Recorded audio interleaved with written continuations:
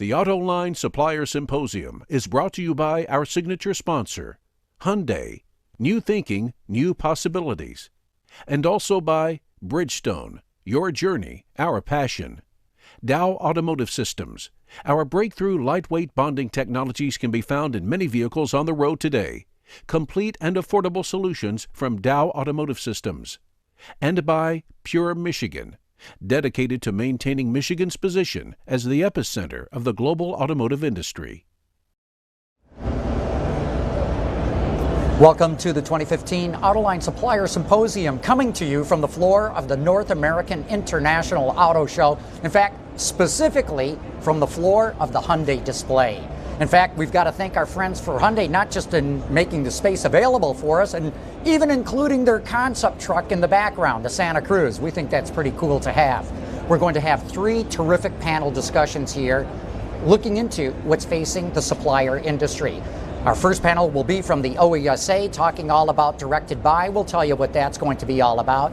The Society of Automotive Analysts is also going to be here, talking about their outlook as to where the supplier business is going. And finally, we'll have the AWAF, the Automotive Women's Association, talking about talent retention and how you bring it into the automotive industry. And we're going to get going with all that right after this.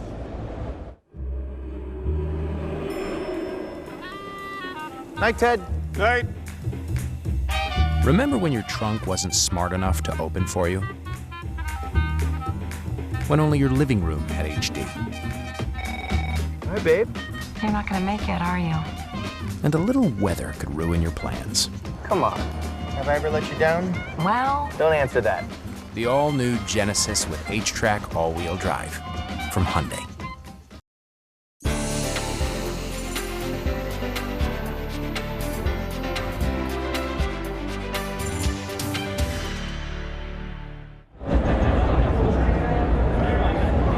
Our first panel discussion was organized by the Original Equipment Supplier Association, the OESA. We're going to be talking about directed buy. If you don't know what that's all about, you're going to learn, because we've got 3 experts on this.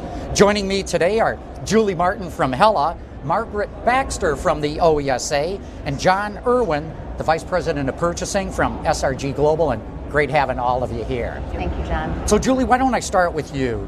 Explain briefly, your viewpoint on this topic of directed buy and the concerns that you have about it. Yeah, the major concerns in the industry are when you have situations where the OEMs want to dictate a Tier 2 supplier for their systems and components. It becomes very complex for the Tier 1 and Tier 2 to work together on different topics in the business relationship without any clear guidelines. So a focus as we go forward in the automotive industry is to remove a lot of complexity and risk in the supply chain, but this subject in itself is inherent to causing some conflict without any upfront, guidelines and clarifications of the roles. And we're going to get into more of that, especially the complexity issue. But let's move to Margaret right now, because this is, you're representing the OESA here, and I know this is of concern about suppliers. And so Margaret, run through your viewpoints on directed buy. Sure. Well, from a supplier association point of view, we've had discussions about directed buy with different functional groups over the years, so purchasing, sales and marketing, CEO groups, because it does create problems in the industry, or can create problems, but it's kind of an industry institution. So a couple of years ago, we got a group together to really investigate what the implications are for the supplier industry in directed buy situations. And we ended up with a committee that did a lot of work. They did a survey, looked through the different types of arrangements that are out there, and they did a lot of work and put together some recommendations for the industry, and eventually turned out to develop a directed buy agreement, a framework agreement that suppliers could consider using, because one of the problems is that there isn't always an agreement that governs these situations, and that can create problems. And what you're really talking about is your members designing systems and components and coming up with the best solution that they know possible, working with their supply base, and then having OEMs tell them, no, you have to use this supplier or that supplier, right? Isn't that what we're looking at? Right. Well, that is true, and I think that there are a lot of situations where it makes a lot of sense for everybody involved. So, I think that it's an institution in the industry that's not going away, and it does make a lot of sense, but the problem is when there isn't a sensible way to manage the relationships and create roles and responsibilities, and ultimately have somebody at the end of the day responsible for the decisions that have to get made. So that's kind of what we're looking at. And John, I know picking up on what Margaret just said, you very much want a very serious discussion about this between suppliers and OEMs. Oh, absolutely. I think in addition to driving risk, it's driving cost into the supply chain, because the lack of communication that goes on within the OEMs and then within the community between the OEMs and the tier ones as the sourcings are occurring, it's driving issues in currency, it's driving issues that affect continuity of supply, it affects capacity.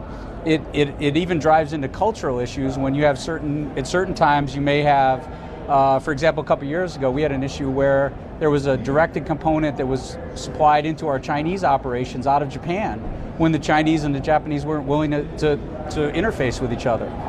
Jeez. So it creates a lot of risk, it drives cost, and it creates relationship issues that don't necessarily have to be there if the communications were had up front at the very beginning of the process. John, why doesn't that exist? I mean, you would think that OEMs and suppliers would be talking with each other all the time, but apparently not on this issue. I think the issue really is that the OEMs are very engaged with the tier ones. The challenge really comes, though, is the engagement between the tier one and the OEM is done on a systems level.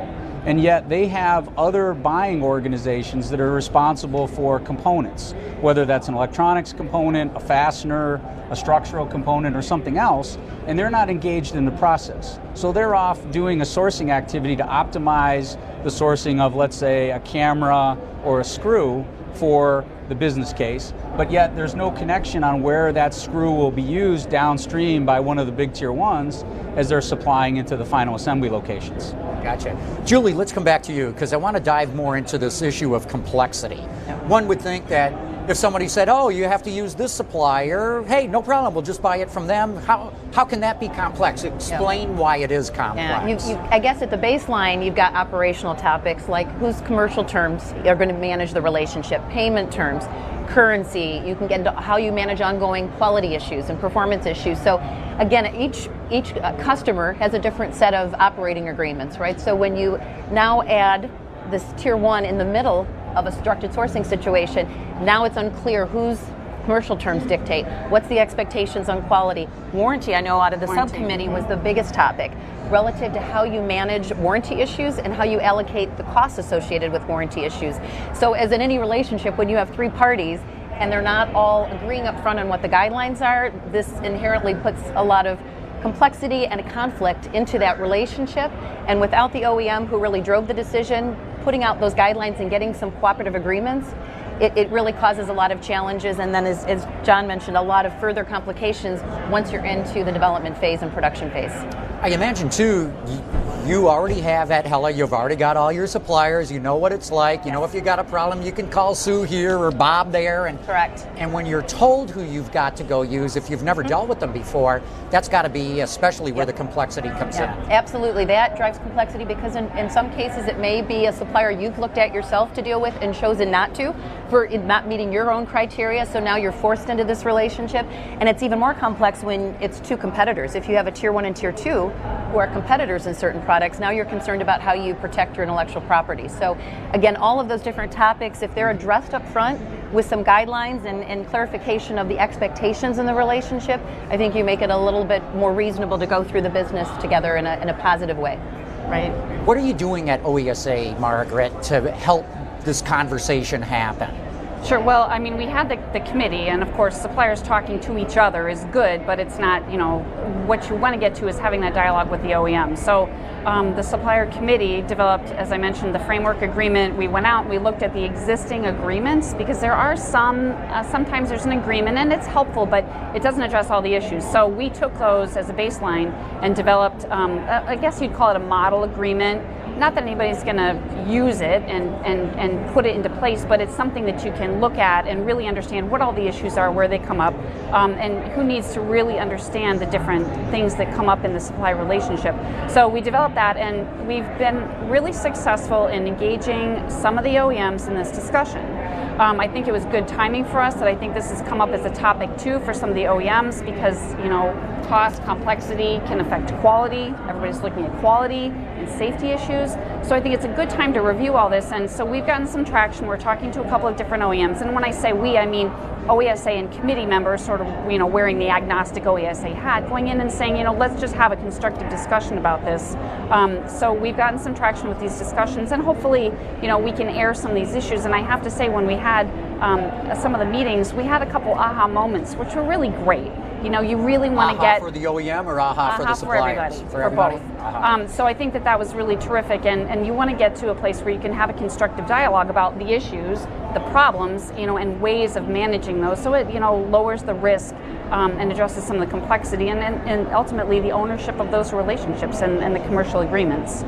John, how do you get all OEMs on board? It sounds like some of the more progressive ones are following the guidelines that have been laid out by the suppliers. How do you I wouldn't go that far. Okay. I wouldn't go that far. Yeah, We're talking. I would agree with Margaret. I really think this is where OESA steps in and helps the supplier community, is that they can have the conversation with the OEMs, not as SRG to one of the OEMs or Hella to one of the OEMs, but as the tier one community to the OEMs, where they can speak objectively as a group. It's not one specific part, it's not one relationship, it's a holistic view. And I think really for me, that's the one thing that I'm most encouraged about, is that we're actually starting to have a dialogue. Now, where the dialogue goes and where the results ultimately shake out, that remains to be seen, but at least the dialogue has started. And I think that's the most important thing. Does this all impact on terms and conditions that the OEMs lay down? Absolutely. I mean, if you think, for example, there's FCA recently released some new terms and conditions, and there's several aspects of them that create some challenges, especially in the directed-buy arena. For example, if let's say they direct a supplier that's not a U.S. national corporation, and yet some of their recent terms and conditions require things like aspects of U.S. or Homeland Security, or certain Dodd-Frank Act issues that maybe a foreign national corporation doesn't have to comply with. And now, as a tier one, I now have to get involved with that supplier, and I now have to work my way through it, when in reality, I have no leverage with them. The sourcing has already been made. They already know they have the business. They really don't want to deal with me, whether I'm adversarial or whether I'm nice. They really just say, well, my relationship's already done. And then now I'm in a situation, I now have to go back to the OEM. It doesn't make us as a supplier look good. It doesn't make that supplier look good, because they say, well, why can't you just work together and sort this out? Yeah. So it really is a dialogue. And that's, again, I come back to Margaret. The OESA is really the one that's helping with this right now. I think it's a great activity. Julie, how do you have this conversation and make sure that when everything hits the fan, it doesn't end up in your lap? Yeah, and again, I think the key is trying to do as much of that conversation up front, even setting guidelines on some of the expectations and the roles that each partner, each of those three parties expects, is the key to making sure at the end of the day, if you are the tier one, you've got some basic understanding to drive some difficult discussions if there's a quality issue, a warranty issue, a payment term issue. So to me, it's all about communication. That's part of the automotive industry and the supplier relationships. And if you don't have that relationship strength and communication strength up front, I think, again, the whole rest of the relationship will suffer. So Margaret, why would OEMs do this anyway? I mean, you would think that you would source a component or a system with a supplier because they really know their business. And by the way, they do it on a global basis and work with all the car companies. So I don't understand the logic of then trying to tell the experts how they should be running their business. Sure, and I think that there are many different answers to that question, and Julie and John can probably answer even better than I can, but I mean, just generally speaking, if you have, say you have a safety component, and you've validated it, and you've designed it, and you're sure of it, and you want to use it across multiple platforms, but you're using different tier ones on those various platforms, you're going to still want to use that component. It's coming from one company, it becomes a directed supplier. I think that a lot of people think it's just to save money. In some cases, maybe that's true, but I think overall that's not always the driving force behind OEM decisions, and it's not always the OEM that does this. Sometimes the tier one will also direct a lower tier supplier. But the majority of the time it's the OEM that we're talking about. So I think there's sensible reasons why they do it. I don't know if either of you could comment as well, but there are good reasons. It's just really managing the relationships. John, let's have you comment. I think it's to expand on what Margaret said. There's tooling issues involved with it, where obviously there's huge capital investments in some, whether it's safety systems, whether it's powertrain. There is definite legitimacy in why it's being done, and I don't think any sophisticated tier one is going to argue that point. It comes back to what are the discussed or unaddressed cost associated with it that don't get talked about at day one in the sourcing, that then come back to drive exponential costs a year later, 3 years later, 5 years later when there's a warranty issue. And that really is the challenge with it. Julie, your comments on it. I think my final comment would be I think it's been a great topic that OESA has helped us bring back to the forefront. And I think now if we can keep the discussion going, I think if we can keep everybody focused on what the real objective is, which is making us all more efficient, more cooperative in how we successfully work on our new business together with launching new products, to me this is building the momentum we need to keep everybody moving forward and making some positive changes in the relationship. Margaret, final words. Next steps, where do you take this all from here? Well, we're still moving forward with the discussions with the OEMs, as I mentioned. So we hope to have some continued productive discussions. We have a few more set up. And, ultimately, I think just raising the issues, elevating, I guess, or raising the volume on the discussions that we've been having is important, and making sure that everybody has a shared understanding of what these issues are. We do have information on our website with respect to the framework agreement, with some survey work we've done and other things that people can look at. But I think it's an excellent effort on behalf of the committee members. It certainly wasn't OESA staff that drove that, but we were happy to facilitate it because it is really important to the industry. It's very costly to do things the wrong way. It's much more efficient in many ways to do things the right way at the get-go. And to all of your points, it's all about communication. Yes. And as you said, Margaret, when you've had some of this communication, you've both had some aha moments. Exactly. So that really pays off. Yep. I guess we could subtitle this discussion, "Can't we all just get along?" Yeah. To coin a phrase, as it were. Hey, I want to thank all of you for coming here and talking about Directed Buy, as it is a very serious issue. Julie Martin from Hella, Margaret Baxter from the OESA, John Irwin from SRG Global. I want to thank you all for having partaken. Thank you, John. Thank you, John. Appreciate it. And don't go away. We've got more coming right after this. If you want to make things that move better, just talk to one of our scientists. They'll show you a special glue we've developed that bonds metal to plastic, and that makes the things you're trying to move lighter. The less weight, the less energy. And what you save can be used for speed, for efficiency, or just for fun. This is the human element at work. Dow. Michael Martini is the president of the OE division at Bridgestone Americas. And Mike, it's great for me to be able to talk with you again. It's always unbelievably fantastic to be with you, John. Let's talk spare tires. I mean, It's one of my favorite subjects. Good, well, let's hear it. We always forget about them. That's the problem, and one of the things that, we're really passionate about is safety.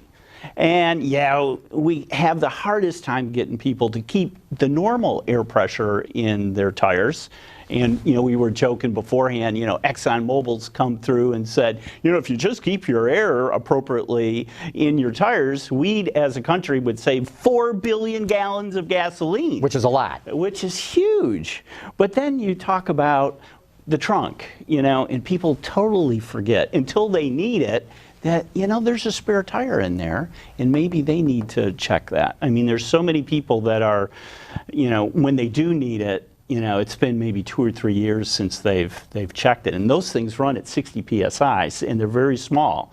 So it doesn't take much volume of air to get permeated through the product, and all of a sudden you don't have the kind of pressure that you need. So what do people need to do? Once a year? Yeah, more than that, really. They, I would suggest. I'd love them to do it once a quarter, but if you could do it twice a year even, that would be great. Because even just sitting there in your trunk, all tires are going to lose some amount of air. That's right. We have non-permeable inner liners in products, but they're not perfect. So it's not like some steel container in the inside of the tire. It is a chlorobutyl type rubber, and it does permeate. So it's like the old Boy Scout saying, be prepared. Don't check it when it's too late. Be proactive. Right. Hey, another thing, totally off the topic of tires, Ebola. I know your company's been heavily involved in all this Ebola stuff that's going on. Tell us about that. this is something we're really proud of from a company perspective because, our tagline is serving society with superior quality. Well, it permeates through the company. And we found our Liberian operation, which we have 80,000 people living on the Firestone farms in Liberia. All of a sudden, we're in the epicenter of the Ebola outbreak. So, wow, what do we have to do? And I am so proud that Bridgestone really stepped up. And it's all, as you'd expect, so much of business, but also healthcare and everything else is about communication. So we had a team go in there. We know what the CDC, rules and regulations were.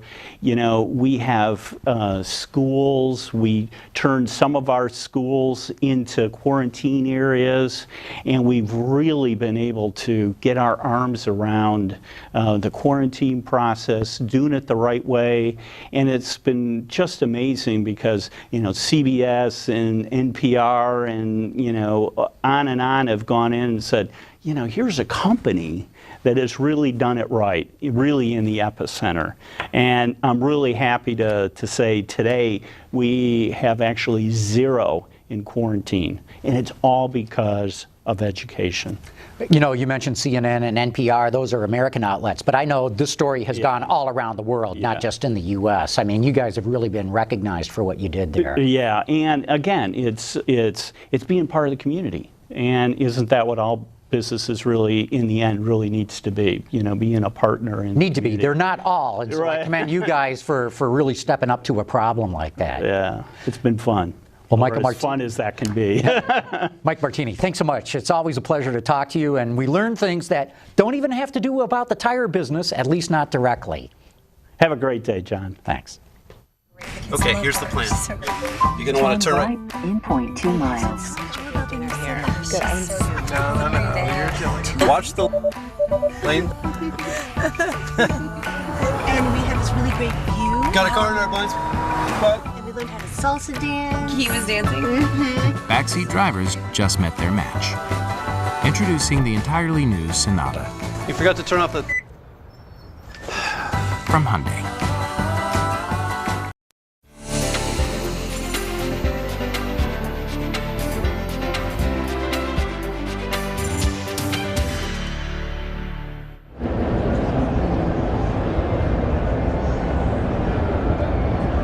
Welcome back to the 2015 Autoline Supplier Symposium, coming to you from the floor of the North American International Auto Show. Right now we're going to be talking about the outlook, where things are headed for the automotive supplier community, and this segment was organized by the Society of Automotive Analysts, which is appropriate because now I've got 3 of them with me right now, including Michelle Krebs from AutoTrader, Jeff Schuster from LMC, and Tom Libby from IHS, and great having all of you here. Thanks for having us. Thanks for having us. Michelle, let's dive right into it. In talking ahead of time, I'm so interested to hear that you're warning suppliers, hey, be careful. Everybody's very exuberant about where the automotive market is in North America, but you're warning them, don't drink the Kool-Aid. Well, we think it'll be a better market this year, but not that much better. We're expecting maybe a 2 to 3% increase. We're in the 5th year of a recovery, so we're a little concerned that the bubble could burst. The other thing that's happening is there's a huge amount of used cars coming into the market. Consumers may be tempted to move that way instead of to new cars. We'll have to get into that in a minute too. The CPO, certified pre-owned especially. But Jeff, your outlook, you're a little bit more bullish, I believe. Yeah, we are. Similar growth rates, I think. I think when we look at the overall market conditions right now, they remain extremely favorable. So I think, we have an economy that's doing well. 4th quarter looks to be a strong growth rate. That's going to spill over. Gas prices are very low. That goes right into the economy. Gets the consumer feeling good about their position every time they fill up. There's a smile on their face at the pump. We haven't seen that in a long time. I think if you combine that, yes, the run has been a long one since 2009, and it's going to come to an end at some point. I don't think 2015 is that point yet. We are going to see a slowing of the growth rate, but I think there's a little bit of leg left in this run. Tom, how do you see it? I actually almost word for word agree with what Jeff said. There's 16.5 million in 2014. We're forecasting 16.9. then going up to 17.1 and 17.5, but that's it.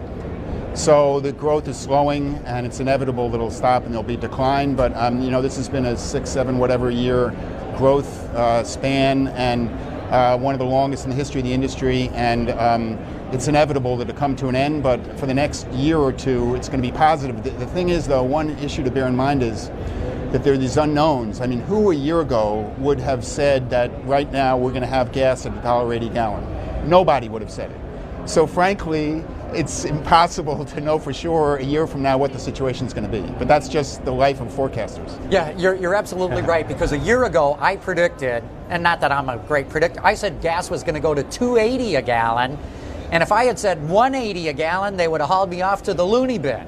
But that's great that you were that close, because most people were not even where you were. No, that's very true. Right. That's very true. But you're right. Nobody saw it going this low. Right. Michelle, let's come back to used cars, because the prices of new cars keep going up and up and up. In fact, when we hit that hockey stick curve for CAFE regulations in a couple of years, and all that fuel efficiency technology hits, I think the prices are going to go up even more.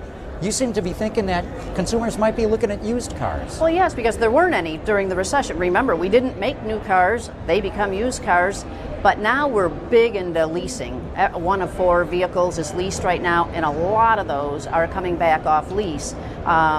We haven't had a supply, but I think we've always had the demand. Prices may be a little softening off the record rates, but we think there might be some interplay between the new car market and the used car market. How do you guys see that? Jeff will start with you. I would agree with that. I think it's a matter of when. I think, as Michelle said, there's a lot of off-lease vehicles coming back into the market in 2015 and in 2016. That certainly is going to put some pressure on new car pricing. Used car pricing has been strong. That's kept new car pricing strong. It's kept residual values strong. So it's a circle that just keeps feeding each other. And I think 2015, 2016, there could be some pressure points. I don't want to keep circling back to gas prices, though, but when we do, that's going to have a profound mix effect as well, or it could. And I think the mix effect could keep the average transaction prices relatively stable. It's going to get down to the individual segments. Tom, speaking of gas prices, how is that affecting the mix, and what should suppliers be on the lookout for? Well, that's a great question. I think so far we have not seen much of a change in the mix, but as this low gas price situation continues, we're going to begin to see a change in the mix towards less fuel efficient vehicles. Well, we're already seeing, just right here at the show, for instance, Nissan, which has been touting EVs for a long time and is a leader in EVs. It's hard to find the Leaf at the display. You've got the Titan out there right in front of everybody. But so to answer your question, I think in the near term that the mix will not change that much, but as this persists, you'll see a shift. But on the other hand, John, the production side of it can't shift all that much because of CAFE. So the manufacturers are required to hit these higher mileage numbers. So despite demand, frankly, the mix is going to continue to shift towards smaller vehicles just because of government regulations. I think we're at this very interesting intersection of we've got regulations we have to meet, we have consumer preference going in a different direction, and gas prices lower that are encouraging a different kind of choice by the consumer. So it's kind of a clashing world there. It really is. And Jeff, we were talking about how growth may be slowing, but it's still growing. And I've heard all in the last year, suppliers worried about keeping up with demand. They're straining at the seams. How do you see it? And I think that's a very good point. In fact, that's where I would put one of the risks. Certainly there's economic and geopolitical risks when you look at outside of the U.S., what's going on in Russia, the Ukraine, those type of situations. But the other major risk, I think, to further good times in 2015 and 2016 has to do with the supply base, and it's all the way through the tiers. It's down to the tool and die shops, frankly. If we continue to see these strong numbers, and for sales we're at 17 million units for 2015.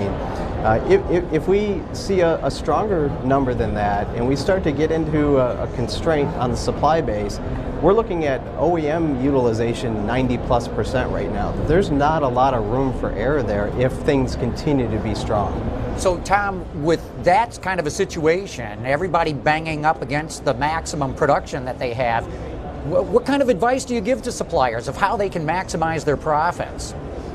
Well, first of all, suppliers this is a really global industry. So you have all the OEMs going towards globalization to reduce their per unit cost, to increase scale. So really, if you're a supplier, you need to go global also. You need to latch on to the global OEMs and have a relationship with them so that you can get the big contracts, global contracts.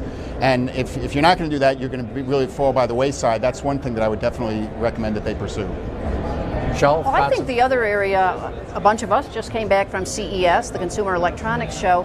I think there's a lot of opportunity for profit optimization by suppliers who are out there in the technology sphere, because I just feel like we're on the precipice of some real breakthroughs in terms of technology in the cars, and you can see a lot of it here at the show. You can, but Jeff, what do you advise to suppliers who maybe can't play in connected car or autonomous or infotainment systems because they make castings or things like that? Well, I think it's do your homework. Look at the OEMs that are growing. Look at the segments that are growing. I think in addition to that, in the immediate term, one of the bigger issues is dealing with your profitability in an environment that's lean like this. The supply base has certainly been reluctant to come back into the market, and I don't know that they will, from an investment standpoint, come back into where they were prior to the recession. Not that anyone can blame them, really. So this very conservative approach doesn't mirror well with the environment that we're in. And frankly, you have a lot of suppliers that are air freighting, and that goes and eats right at the profits. And I think that's an immediate concern. So it's try to get in front of that, try to work well with your customer and outside vendors like ourselves to try to help plan the environment better. Tom, as you look out over the industry and you look at automakers who are doing well, or segments or technologies, what do you like that's out there? Well, there's no question this industry in the U.S. is moving towards crossovers. It's really extraordinary. We actually are able to track the splits by body type, and just last spring, the crossover / SUV body type, the physical sheet metal design, surpassed sedan. So now the crossover body type is the most popular in the country, passing sedan, and the gap now is widening. So speaking to what Jeff said, I mean, if you want to be ahead of the industry, look at where it's going in terms of segments. And frankly, the compact to mid-size crossover, right in there is your sweet spot. And that combination of sitting high, good fuel economy, off-road capability, so on, is proving to be extremely popular. And I think suppliers are going to have to go with that. Yeah, but there's a danger too, right? That everyone jumps into the pool. No question there is. And also, in terms of size, there's a risk related to gas prices. So there's always a risk involved. But right now, there's nothing, at least there's nothing on the horizon that speaks specifically to a problem with crossovers. I mean, I may be missing something, but it appears as though that crossover concept, and particularly mid and small, it just seems as though it's clear sailing. But yeah, and it's global. You know, every market seems to be craving that kind of vehicle. Yes, different sizes, but absolutely, it's a global trend. We haven't seen the full proliferation of that market yet. We will very soon, because there's a lot of product coming. Michelle, what other opportunities do you see out there? You mentioned some of the high-tech CES-related kind of things. Anything else out there that you would advise suppliers, hey, you ought to be watching this? Well, I think trucks. I mean, here we've got even Hyundai, a car maker, looking at trucks. I mean, if you look, we'll be seeing the reports coming in for financials soon, and if you've got a truck, you're making good money. And that's always an iffy market. Sometimes it goes down, but we see that as being a pretty strong market. Jeff, any other advice where suppliers ought to be poking around? You know, I think it is. We're talking about the immediate trends right now. There's not a lot they can do about that. I think it's to really get in front of it and look at what's coming down the road. And there is a lot of different choices. Obviously, we see a lot at the show here. It's a vehicle for me, and that's cut a lot of different ways. So it's going to be a challenge, I think, to pick the right vehicle, pick the right OEM in this highly competitive environment. So I'd say the best advice would be to diversify. We've been hearing that in the investment community. We certainly hear it in the auto market here. But I would also say be an expert. I mean, if you look at Borg-Warner and ZF, they do something really, really well, and so they become a really strong supplier and coveted supplier by the automakers. So I think really build your expertise, your core. Yeah, I would say not only build your own core expertise, but look where it might work in new technologies. Because I asked the guys at Borg Warner, hey, what happens if fuel cells catch on? They said, no worries. We'll make the pumps inside them. We can transfer our technology right into it. So I think, sure, stick close to your knitting and be the best in the world at it, and then look for where else can I use my technology. I heard an interesting story from Bosch this morning. They were talking about oxygen sensors that they developed for the auto industry that are now going into the ovens they make. So I think there's... Wait. Tell that story. What do you mean, in the ovens? They now are creating ovens because they do home appliances. Ovens in your home. In your home. And so that you just push the button that says make a cake, and the sensor just tells you when it's done based on the humidity. So I think there's opportunities for something that's not automotive to be in the automotive sphere. Now, who would have thought that? Automotive technology ending up in your kitchen. That's right. Tom, Jeff, any technologies out there that you think are really interesting? Well, I think coming out of CES, as you said, Michelle, and certainly at the show here, everyone's talking about connected cars as a lead-in really to the autonomous vehicles. We're seeing a lot of content in that realm, safety, certainly infotainment, all of that driving attention into the vehicles, into the specific models. And I think one of the things that I've been considering is we hear this millennial does not want to buy a vehicle, or they're not as interested as past generations. I think if you can bridge that gap from that smartphone, from that tablet, and make a seamless entry into the vehicle so that they can use that technology the way they're used to in their vehicles, you might you might find a buyer that now is interested in vehicles that wasn't before. Yeah. Tom? Well, I was just going to add the Mercedes-Benz F015 concept is fascinating. It's obviously way out there, but still. That's the fully autonomous car. Correct. But still, the interaction, the lights, the exterior lights interacting with the pedestrian, with the crosswalk, and also all of the touch screens inside. I mean, even though obviously that's way out there, but still, I think frankly the industry's moving in that direction inevitably, and it's going to be a while, but that is incredible stuff. I mean, it speaks to the vehicle 50 years from now, frankly, being very, very different than what we're seeing now. I totally. I was going to say, I find it interesting that that vehicle had the seats that faced each other, but we're becoming a society that is looking at our screens and not a human. So I found that interesting. Maybe that will re-engage the human interaction. I hope you're right. With that, we're going to have to wrap this up, but I really want to thank Michelle Krebs from AutoTrader, Jeff Schuster from LMC, Tom Libby from IHS. Great discussion. Thank you for participating. Thank you for having me. Thank you for having me.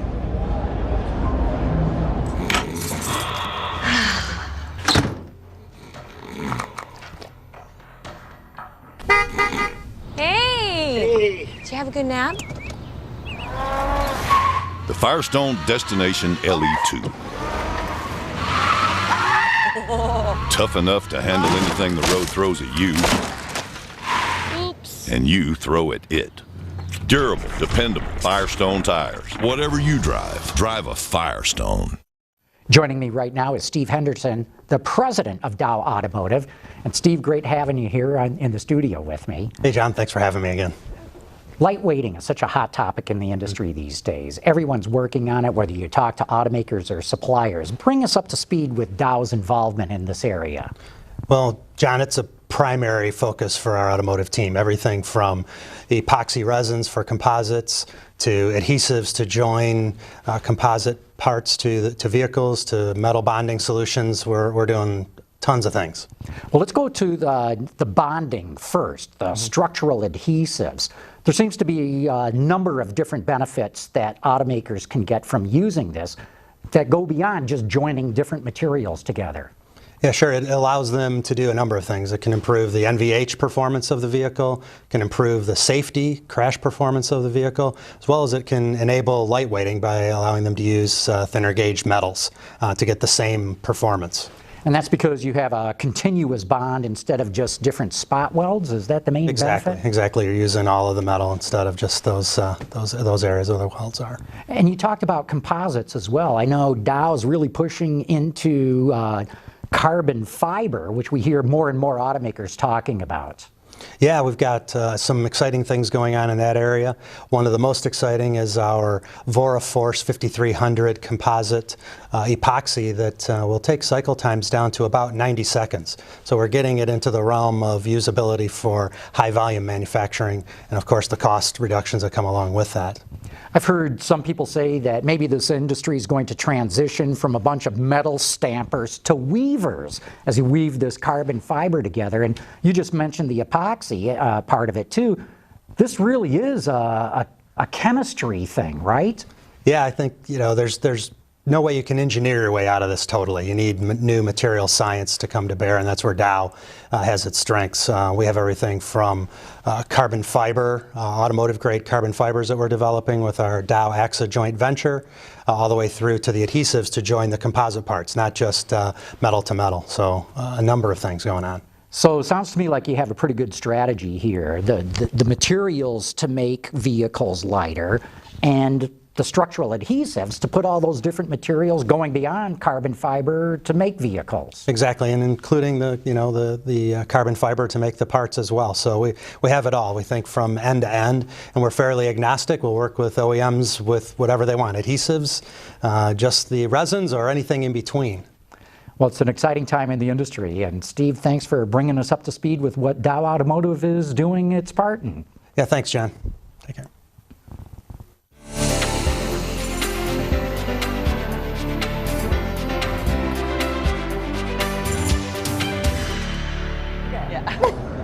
Our third panel discussion is all about how do you get new talent into the automotive industry, and even more importantly, once you got them, how do you keep them there? And we've got three presidents to help discuss this today, including Sherry Erwin Muir, the president of the AWAF, also a partner at the Hunter Group. Ted Duclos is the president of Freudenberg-NOK, and Kathy Koch is the president of K-Tec Systems, and great to have all of you here. Thank you. Thank you, John. Good to be here. Sure, let's start with you. First, what is the AWAF? Give us a thumbnail, and what do the letters stand for? What are they? I know, it's a tongue twister. Automotive Women's Alliance Foundation. And we are a 501c3 corporation dedicated to the empowerment and advancement of women in the automotive industry. And I have to say, this is a bragging point. As of last year, we have given away almost $225,000 in scholarships since 2001. And that is to young women that are pursuing careers in the automotive industry. Now that's one way to do it. How do you get the word out to make them even aware that these scholarships are available? I know, and that is a challenge. And we've got a great team, again, a totally volunteer board. We have chairs of our scholarship committee that it is their job to get the word out to universities, not only in this area, but around the country, that these scholarships are available. And we also have a team on our board, Kathy of which has been a part of that actually goes out and visits, I should say, college campuses, gets to sit down with these young women, specifically the Society of Women Engineers, their student chapters, and acquaint them with the automotive industry, talk about the opportunities that are available, the coolness factor that's there, and really get them excited about it.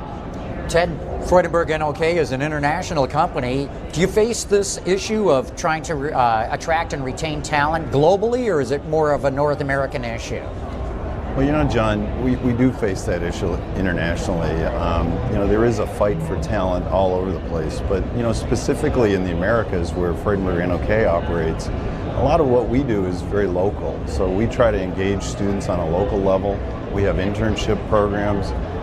We have what we call an emerging professional program that we've gone through several iterations of, where we bring in people and we send them to lots of different locations, give them training specifically for the company, and eventually find them positions in the company. And once we get people into the company, an important thing that we also do is engage them with mentors so that they understand how they can advance through the organization, and they understand how important they are to the organization and how things all kind of work together. So, it's kind of a multi-pronged approach that you have to take in order to really get people in and keep them.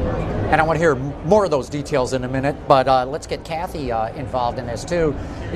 You almost have two battles, right? Because you're an automation-oriented company, manufacturing-oriented. I got to imagine there's two battles. First, to try to get them in the auto industry, and then into manufacturing as well. Correct. Well, today I learned a new way to track them, is bring them and interview them during the auto show.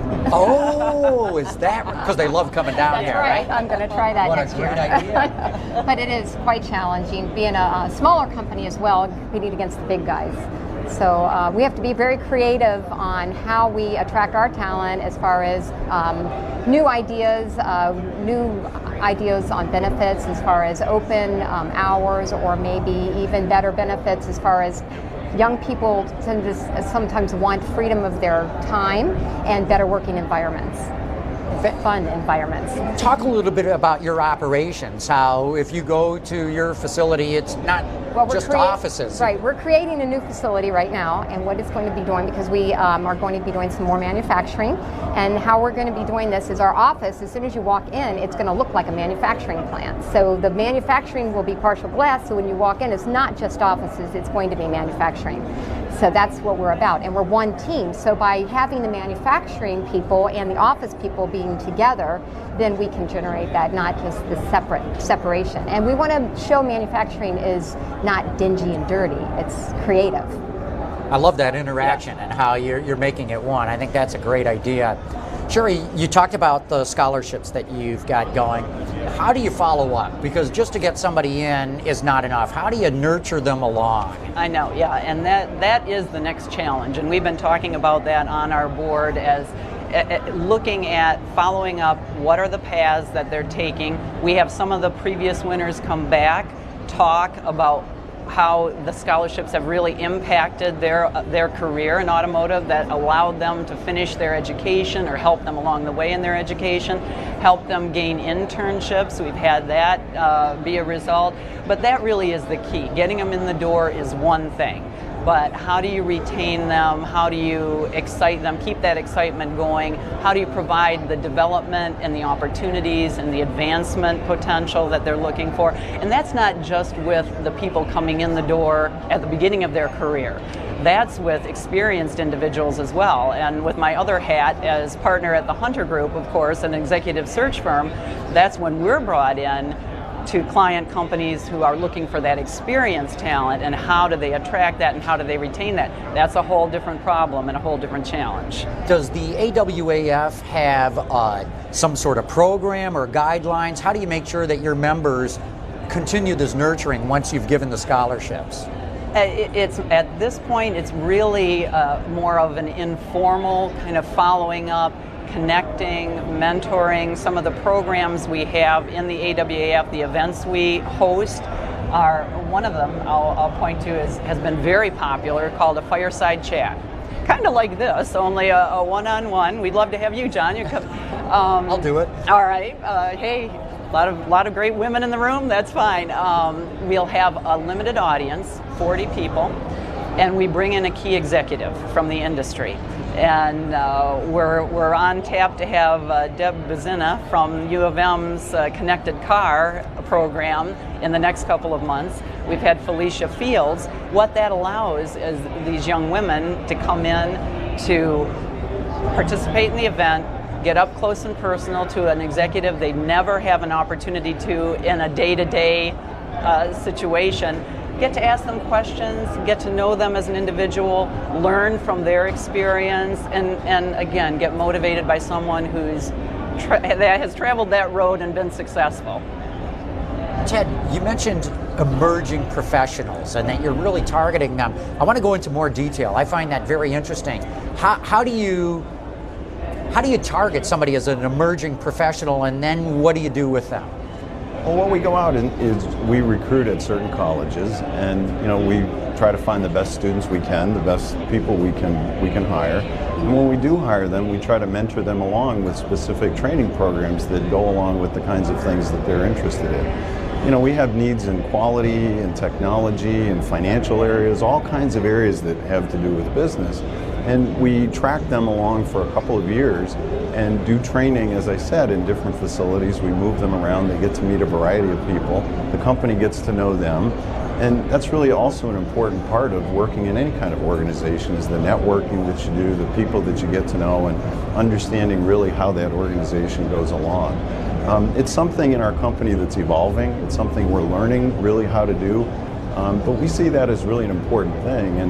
And even beyond that, we have the opportunity to go international, right? Since we're all over the world, we can give people assignments that, might be in places that they never imagined they would ever go before. But as being part of our company, they get that opportunity. It may sound obvious, but explain the importance of showing somebody the breadth of the company. What is the importance of that, and what's the importance of offering maybe overseas assignments for them? Well, I think the importance of showing people the breadth is, first of all, to kind of dispel a lot of the images that manufacturing has, right? Manufacturing is really interesting, and it really requires a lot of new things. And I think sometimes the image is that manufacturing is just what it is. It's always going to be the same. It's dirty, smokestacks, and so forth. And yet, really what's happening is that with all the electronics, with all the different materials and things that have to come together, we're learning how to do things and make things new every single day. And you really have to experience that. You really have to kind of be a part of that right in the plant, right at the place where it's really happening, to understand the excitement, to understand what it means to have success with that sort of thing, and to be able to produce something with quality that eventually goes out and other people use it. I mean, that really gives you a sense of purpose in your life. And when you do that in various places around the world, you really start to understand how the whole industry really is working together. And it's like a big community of, the most sophisticated manufacturing in the world, certainly in the automotive industry. And I guess what you're saying is you really want to show them, too, all the opportunity that's within the company. And that's why it would be smart to come work for you. Absolutely. What we want to show them is that, you can have a great life in our company, in fact, and there's things to do, things to advance, different places to go. We have lots of examples of people who started out in one area or in a completely different area, and that's the opportunities that are available. Kathy, this new generation does think and act differently than maybe we did when we came into the workforce. You mentioned how you're integrating manufacturing with your offices so they're not separated from each other. Right. What are some of the other things that you're doing to entice a younger generation to come to your company? Okay, well, our generation grew up sitting behind a desk and at a computer, and we were stuck there. And now what we do is we're going to have areas where you can just walk around with earbuds, with your laptops, and we're not confined to our desk. Have creative areas where you can sit in the company or be free to roam around instead of tied to that desk for 8 hours a day. I think health-wise, it's better for you as well.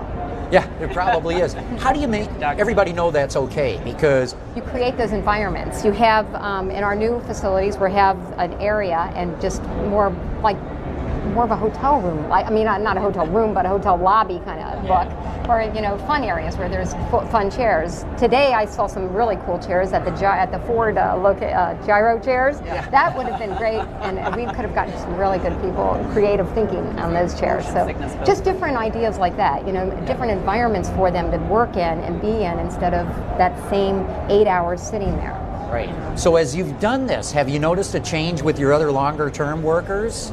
Yes. It's really coming along. I think young people seem to want to have that freedom. Keep going back to that, but that's what they want. You can. In our day, we wanted a good 401k. Today, they want to know how much time. You don't have to have 2 weeks vacation. It's open. Take off when you need it. Kind of thing. You've got to think that way. Can I bring my dog to work? Yes, that's another one. Right. Yeah, different world. Mm-hmm. Yeah. Sherry, how, you're with an executive search firm. What's your advice to suppliers as how do they make themselves attractive? Yeah, and that's the challenge, because as we've all talked, everyone is vying for that talent. And how do I look to be more attractive than Ted or Kathy if I'm a supplier A or what have you? And I think what both Kathy and Ted have said factors in a lot. You have to be very creative. You have to present opportunities to people. Once you get them on board, they have to understand where the growth path can lead them, the breadth of the opportunities that are there. They want a support system. We've heard Ted talk about mentoring and training and development. Kathy talk about creative, unique workspaces. these are all the things I think suppliers have to get their heads around the changing workforce, and what we offered employees in the past might not work with what we're offering them today. But even with your experienced veteran people that didn't grow up with generation X and Y and Z and what have you, were older, they still have to see those opportunities there. They want a financially stable company.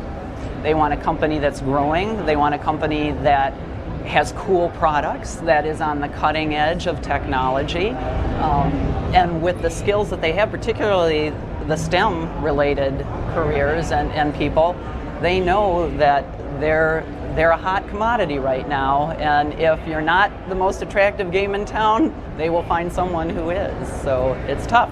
It is tough. Ted, we're getting down to the very end here, but I know that branding of a company or even branding manufacturing is a hot topic with you.